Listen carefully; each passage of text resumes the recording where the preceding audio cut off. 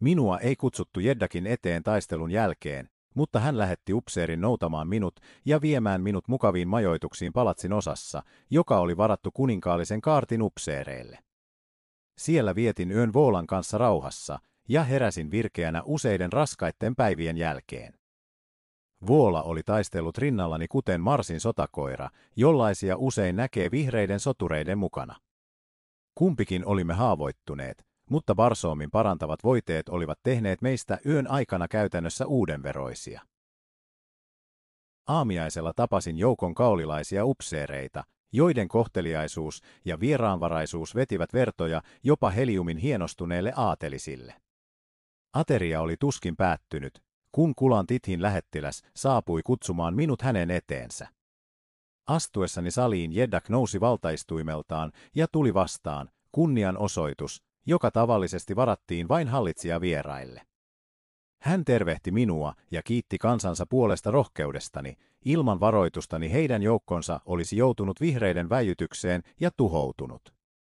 Hän pyysi minua kertomaan itsestäni, siitä mistä tulin ja miksi olin saapunut hänen hoviinsa. Kerroin tulevani Hästorista, pienestä palatsistani siellä etelässä Heliumin laajojen alueiden sisällä. Kerroin myös, että olin joutunut metsän laitaan onnettomuuden vuoksi ja että yrittäessäni päästä Kaoliin olin löytänyt vihreät soturit väijymästä hänen joukkojaan. Hän ei kysellyt enempää, vaikka olisi voinut ihmetellä, miksi olin lentänyt hänen rajojensa tuntumaan. Keskustelun aikana joukko uusia tulijoita astui sisään takapäin. Kulan Tit pyysi minua seuraamaan, jotta hän voisi esitellä minut heille. Kun käännyin ja näin tulijat, minun oli vaikea pitää kasvojani hallinnassa, sillä siinä he seisoivat, Matai Shang ja Thurid. Jeddak pyysi pyhiä siunauksia miehelle, jonka rohkeus oli pelastanut Kaolin, ja Matai Shang laski kätensä olalleni. Hänen kasvoillaan ei näkynyt pienintäkään merkkiä siitä, että hän olisi tunnistanut minua. Naamiointini oli täydellinen. Hän puhui minulle lempeästi ja esitteli minut Thurille, joka oli aivan yhtä perusteellisesti harhautettu. Kulan Tit kuvaili heille saavutuksiani taistelussa ja korosti etenkin ketteryyttäni, sitä kuinka olin loikannut kokonaan vastustajan yli ja halkaissut hänen kallonsa mennessäni.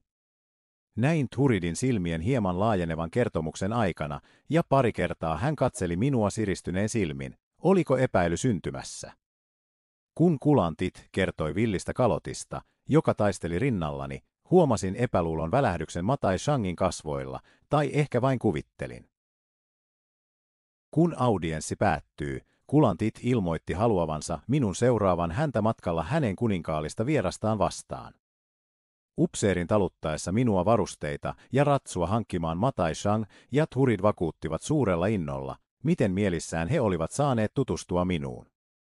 Huokaisin helpotuksesta poistuessani salista. Olin vakuuttunut siitä, että epäilykseni heidän aavistuksistaan oli ollut vain syyllisen mielen harhaa.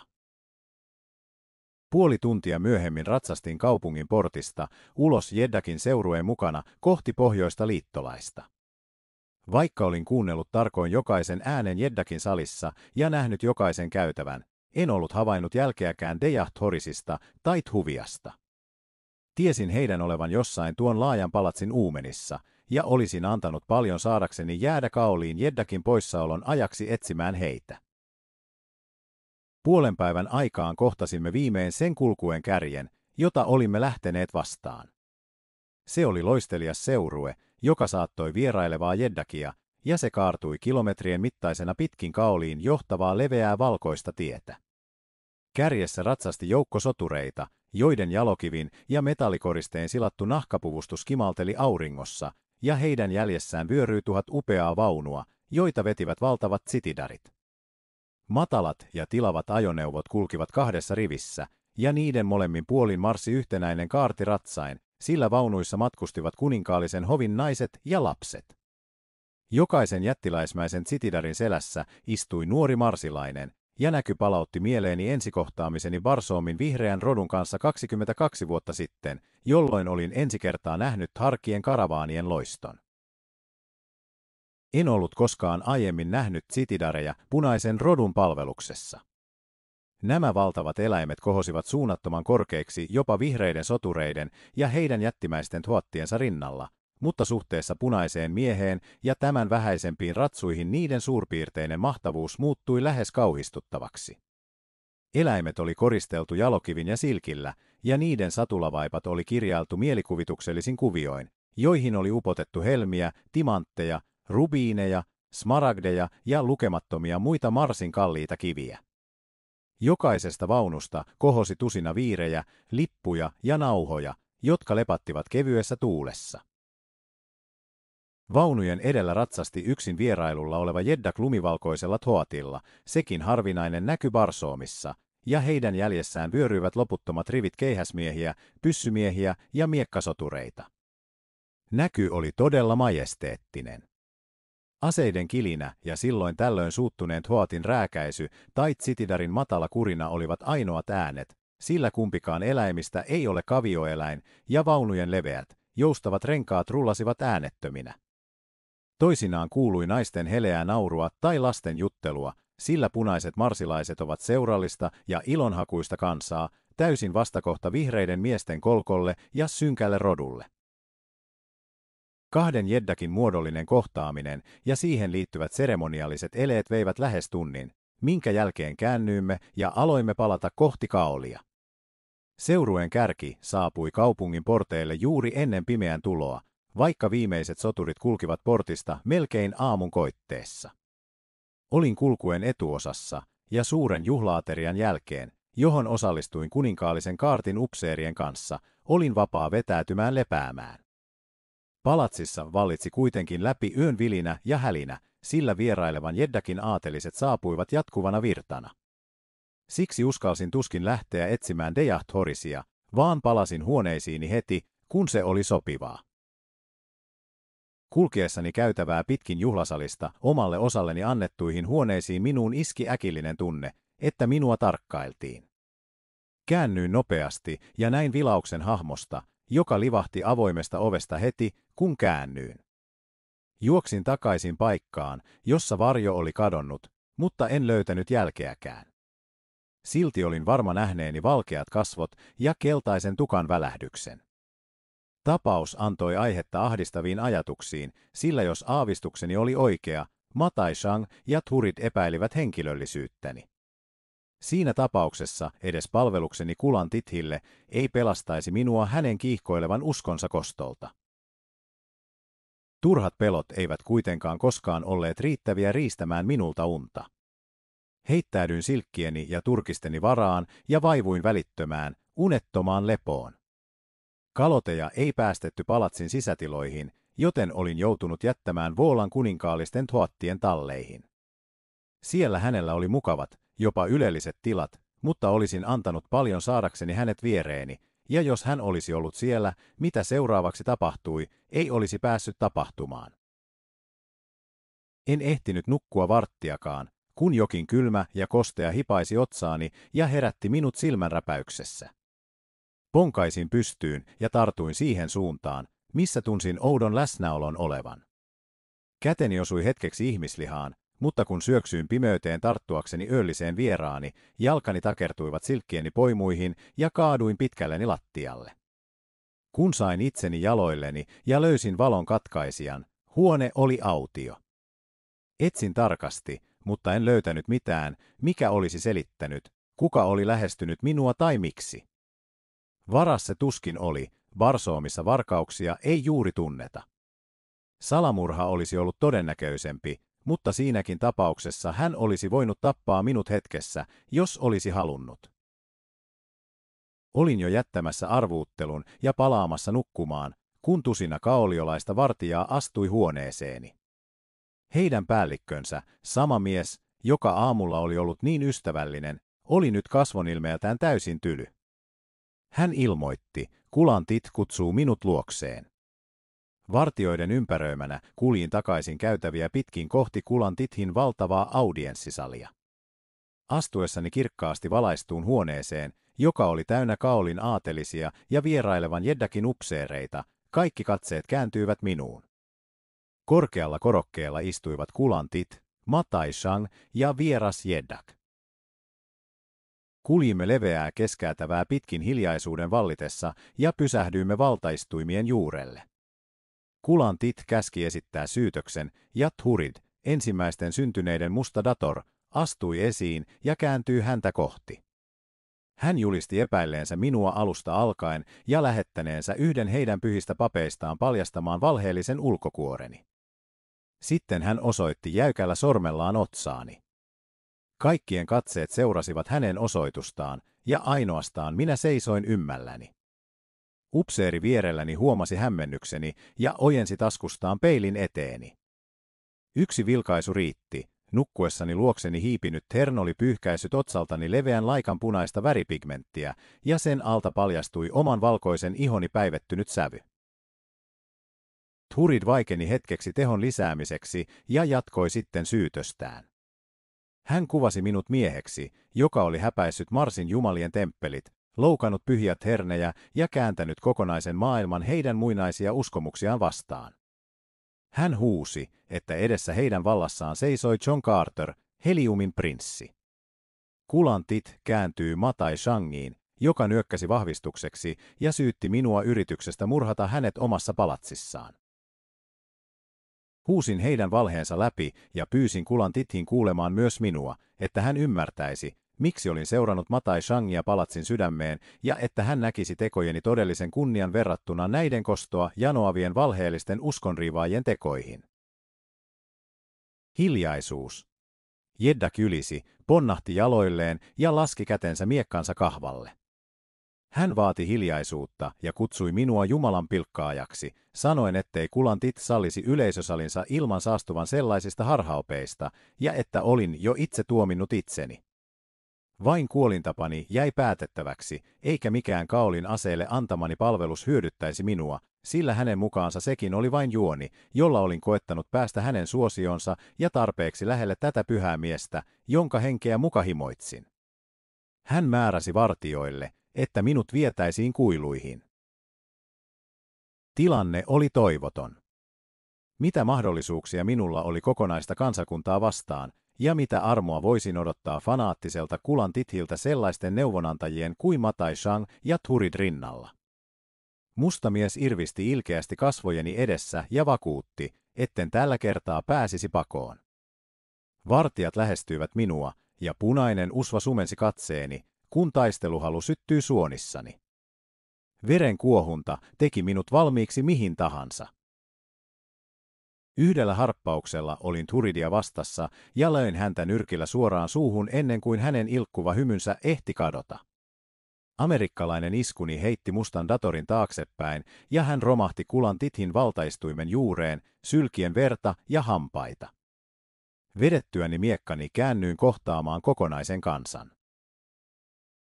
Vartijat syöksyivät kimppuuni, mutta ennen kuin yksikään isku ehti osua, yli kaiken melun kohosi voimakas ääni. Kulan Tithin vieressä seisova vieras Jedda loikkasi alas ja asettui pitkämiekkansa kanssa eteeni puolustaen minua. Hän huusi, että jos Kulan Tit arvosti hänen ystävyyttään ja heidän kansojensa vuosituhantista rauhaa, hänen tuli pidättää miekkansa, sillä missä tahansa John Carter, Heliumin prinssi, taisteli, siellä taisteli hänen rinnallaan myös Thuvan Dihm, Tarthin Jeddak. Huuto hiljeni ja miehet laskivat aseensa. Kaikki katsoivat ensin Thuvan Dihiniin yllättyneinä ja sitten Kulan Tithisiin kysyvästi. Kaolin Jeddak kalpeni raivosta, mutta hillitsi itsensä ennen kuin puhui ja vastasi rauhallisella äänellä, kuten kahden suuren Jeddakin kohtaus vaati. Hän sanoi, että Thuvan Dihin oli varmasti saanut suuren syyn käyttäytyä näin ja että ennen kuin hän itse unohtaisi isännän ja vieraan väliset tavat, hän kuulisi syyt, jotka olivat saaneet Tarthin Jeddakin toimimaan. Näin, että Thuvan Dihm oli vähällä viskata haarniskansa vasten Kulan Tithin kasvoja, mutta myös hän hillitsi itsensä. Hän sanoi tuntevansa paremmin kuin kukaan lait, jotka ohjaavat miesten tekoja toistensa alueella, mutta että hänellä oli velvollisuus korkeammalle laille, kiitollisuuden laille. Ja ettei hän ollut Barsoomissa velkaa kenellekään niin suurta kiitosta kuin John Carterille, Heliumin prinssille. Hän muistutti Kulan Tithiä siitä, kuinka tämä oli vuosia sitten ihailut hänen tytärtään Thuviaa ja kuinka hän oli rakastanut ainoa lastaan. Sitten tuo tytär oli valinnut salaperäisen issen jäisen polun ja kadonnut ikiajoiksi. Myöhemmin hän oli kuullut hämärästi John Carterin johdolla tehdystä retkestä issusta ja pyhien Thernien valtakuntaa vastaan. Hänelle olivat kantautuneet tiedot niiden hirveyksien määristä, joita Thernit olivat vuosituhansien ajan kohdistaneet niihin, jotka olivat ajelehtineet alas issen virtaa. Hän oli kuullut vapautetuista vangeista ja siitä, kuinka harvat uskalsivat palata kotiinsa kuolemanuhkan vuoksi. Aluksi hän ei uskonut ketään ja toivoi, että hänen tyttärensä olisi ennemmin kuollut kuin syyllistynyt paluuseen ulkomaailmaan. Mutta isän rakkaus voitti, ja hän olisi mieluummin valinnut ikuisen tuhon kuin jatkanut erossa omasta lapsestaan. Hän lähetti sanansaattajia Heliumiin, ensimmäisten syntyneiden Jeddakin Xodarin luo ja niiden Thernien hallitsijan puheille, jotka olivat hylänneet uskontonsa. Kaikilta hän kuuli samat tarinat sanoin kuvaamattomista julmuuksista. Moni oli nähnyt hänen tyttärensä, ja Thernit, jotka olivat olleet lähellä Matai Shangia, olivat kertoneet hänen kokemistaan nöyryytyksistä. Thuvan Dihn oli ollut tyytyväinen löytäessään Matai Shangin kaolista, sillä hän olisi etsinyt tätä vaikka koko elämänsä. Hän oli kuullut myös John Carterin osoittamasta ritarillisesta ystävällisyydestä, kuinka tämä oli taistellut Thuvian puolesta, pelastanut hänet ja lähettänyt hänet turvaan omalla Thoatillaan jääden itse kohtaamaan vihreät soturit jalkaisin. Hän kysyy, voisiko Kulantit ihmetellä sitä, että hän oli valmis vaarantamaan henkensä, kansansa rauhan ja heidän välisen ystävyytensä puolustaakseen Heliumin prinssiä. Kulantit vaikeni hetken ja sanoi lopulta, että hänen silmissään Thernien isä oli yhä pyhä ja hänen oppinsa ainoa oikea, mutta että jos hän olisi kohdannut saman koettelemuksen, hän tuntisi ja toimisi samoin kuin Thuvan Dihn. Hän lupasi, että Heliumin prinssi saatettaisiin turvaan hänen valtakuntansa rajalle ennen auringonlaskua, minkä jälkeen minun olisi vapaa jatkaa minne tahdoin, mutta kuoleman uhalla en saisi koskaan palata kaoliin. Jos Thuvan Dihnin ja Matai Shangin välillä oli riita, hän ei voisi puuttua siihen, kunhan kumpikin poistui hänen alueeltaan. Minä en kuitenkaan hyväksynyt tätä. Keskeytin jyrkästi ja sanoin, että en ollut taistellut kuolemaa 10 tavoin vain antautuakseni kuin kelvoton Thoth teurastettavaksi juuri nyt, enkä aikonut poistua kaolista ilman vaimoani Dejah-Thorisia ja Thuvian palauttamista isälleen. Kysyin, uskoiko Kulantit todella, että minä, John Carter, alentuisin salamurhaan ja että hän luottaisi Matai Shangin tai Thuridin kuiskutuksiin. Selitin seuraavani heitä, koska he pitivät hallussaan 2 vankia, minun vaimoani ja Thuvan Dihnin tytärtä. Thuvan Dihn kääntyy Kulantithin puoleen ja kysyy, tiesikö tämä asiasta. Matai Shang, kalmanvalkoinen pelosta, huusi väliin, ettei se voinut olla totta. Olisin samassa surmannut hänet, mutta Thuvan Dihn laski raskaan kätensä olkapäälleni ja pysäytti minut. Odotin, kun hän pysäytti minut ja kääntyi sitten Kulantithin puoleen sanoen, ettei kyse ollut valheesta, sillä niin paljon hän oli oppinut Heliumin prinssistä, ettei tämä puhunut väärää. Hän vaati vastausta ja Kulantit myönsi, että 3 naista oli tullut valkean isän seurassa, Faidor, hänen tyttärensä sekä 2, joita sanottiin palvelijoiksi. Jos he olivat Thuvia Ptarthista ja Dejah-Thoris Heliumista, hän ei sitä tiennyt, sillä hän ei ollut nähnyt kumpaakaan, mutta jos niin oli, heidät palautettaisiin meille aamun koitteessa. Hänen katseensa osui suoraan Matai Shangiin, ei hurskaan palvojan tavoin, vaan hallitsijan, joka antaa käskynsä toiselle.